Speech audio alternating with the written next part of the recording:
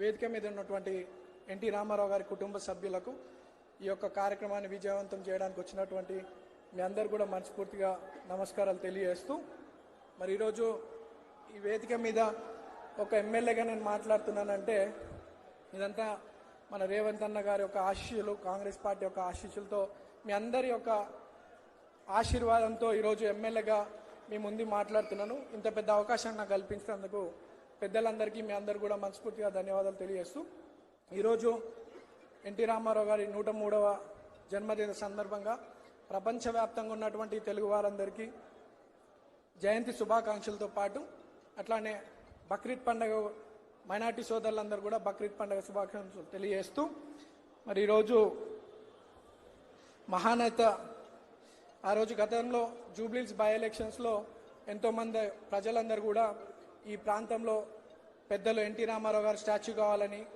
మరి పి జనార్దన్ రెడ్డి గారి స్టాచ్యూ కావాలని రేవంత్ అన్నను కోరడం, మరి అన్న మాట ఇవ్వడం, ఆ మాట ప్రకారం ఈరోజు ఎలక్షన్ అయిన 6 నెలల లోపే పెద్దలు ఎన్టీ రామారావు గారి జయంతి రోజే ఈ యొక్క గొప్ప వేడుక విగ్రహ ఆవిష్కరణ చేసుకోవడం ఎంతో సంతోషంగా భావిస్తున్నాం.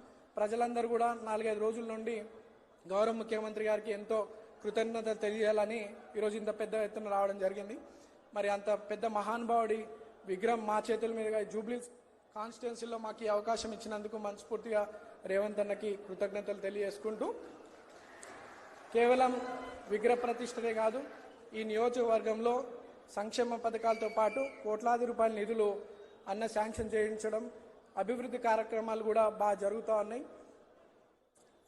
ఆ రోజులలో పెద్దలు మహానాయుడు మహానేత ఎన్టీ రామారావు గారు పార్టీ స్థాపించి ఎంతోమంది బీసీలకు అవకాశం కల్పించినటువంటి వ్యక్తి. ఈరోజు బీసీలను కూడా మన రేవంత్ అన్న పాలనలో బీసీలకు కూడా అత్యధిక ప్రాధాన్యత ఇవ్వాలని, అన్ని రంగాల్లో అభివృద్ధి వాళ్ళు చెందాలని చెప్పి ఎంతో కోరుతా ఉన్నారు.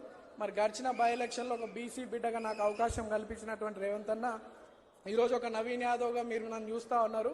రేపు భవిష్యత్తులో 50 మంది నవీన్ యాదవ్ లాంటి యువకులని రేవంత్ అన్న తప్పకుండా రాజకీయ భవిష్యత్తు కల్పిస్తాడు, కష్టపడే వారందరినీ కూడా. ఇంత పెద్ద చక్కటి అవకాశం మాకు కల్పించినందుకు రేవంత్ అన్నకు మనస్ఫూర్తిగా ధన్యవాదాలు తెలియజేసుకుంటూ ఈ యొక్క కార్యక్రమాన్ని విజయవంతం చేయడానికి వచ్చినటువంటి ప్రతి ఒక్కరికి మనస్ఫూర్తిగా ధన్యవాదాలు.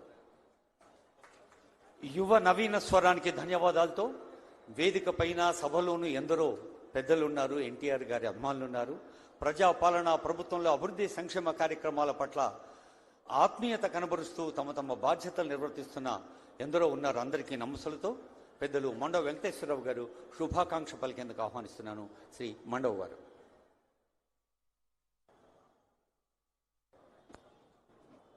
సభాధ్యక్షులు, సోదరులు, స్థానిక శాసనసభ్యులు నవీన్ గారికి, ఈనాటి ముఖ్య అతిథి మన రాష్ట్ర మంత్రివర్యులు గౌరవనీయులు రేవంత్ రెడ్డి గారికి, రాష్ట్ర పిసిసి అధ్యక్షులు మహేష్ కుమార్ గౌడ్ గారికి, పొన్నం ప్రభాకర్ గారికి, అజారుద్దీన్ గారికి, తుమ్మల నాగేశ్వరరావు గారికి, అలాగే వేదిక మీద చాలా మంది పెద్దలు ఉన్నారు. పేరు పేరున వారందరికీ శుభాభినందనలు తెలియజేసుకుంటూ నన్ను మాట్లాడమని కోరినందుకు ముందు నేనెంతో ధన్యుణ్ణి. అలాగే ఇదే అమీర్పేట చౌరస్తాలో, ఇదే శ్రీనివాస్ నగర్ కాలనీలో తెలుగుదేశంలో నా ప్రస్థానం స్టార్ట్ అయింది. స్థానికంగా శాసనసభ్యుడిగా, అలాగే ఇంకా కూడా మంత్రులుగా కూడా ఈ గడ్డ మీద నుంచే స్టార్ట్ అయింది. తెలుగు జాతికి స్ఫూర్తినిచ్చి తెలుగు జాతిలో విప్లవాత్మైన మార్పులు, సామాజిక మార్పుల్ని తీసుకొచ్చినటువంటి మహానుభావుడు. ప్రత్యేకంగా తెలంగాణలో ఆనాడు అణగారిన పరిస్థితుల్లో అందరికీ స్వాతంత్రాన్ని, యువకుల్ని మేల్కొల్పి మన ప్రాంతాల్లో ఉన్న రాడికల్స్లో కూడా వాళ్ళ తుపాకీలు బట్టి యుద్ధం చేశారే తప్ప సమాజంలో మాట్లాడే యువతని మేల్కొల్పి వాక్ స్వాతంత్రాన్ని ఇవ్వలేదు.